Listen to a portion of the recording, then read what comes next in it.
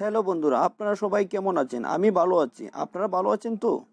তো আজকে আপনাদেরকে আমি দেখিয়ে দেব কিভাবে মোবাইলে ডিলিট হওয়া ছবি ব্যাক করে ফিরিয়ে আনতে হয়।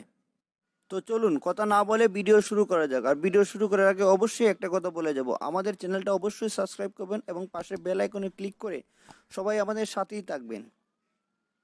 তো প্রথমে আপনাদের হাতের ফোনটাতে আপনারা ফটো বা গ্যালারিতে চলে যাবেন। দেখেন আমি কিন্তু আমার ফোনে ফটো, অনেকের ফোনে গ্যালারিও লেখা থাকতে পারে, তো আপনার ফটো কিংবা গ্যালারিতে ঢুকবেন। ঢোকার পর ছবিগুলো শো করবে।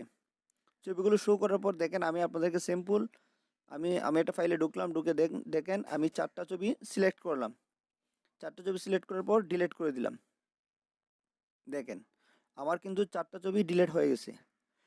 তো ডিলিট হওয়া যাওয়া এখানে আমার ছবিগুলো দেখেন আমি আবার পুনরায় আপনাদেরকে দেখাচ্ছি ছবিগুলো ডিলিট হয়েছে কিনা কনফার্ম করার জন্য। দেখেন ছবিগুলো ডিলিট হয়ে গেছে। ডিলিট হয়ে যাওয়ার পর আমরা বিনে বা ট্রাস্টে, অনেকের ফোনে বিন লেখা থাকবে, অনেকের ফোনে ট্রাস্ট। তো আমার ফোনে বিন লেখা আছে, তো আমি বিনে ক্লিক করি। অনেকের ফোনে কিন্তু ট্রাস্ট লেখা থাকবে। তো এই বিনে ক্লিক করার পর এখানে দেখাচ্ছে আমি যেগুলো ফোন ছবি ডিলিট করেছি সেইগুলো এখানে আমার শো করতেছে।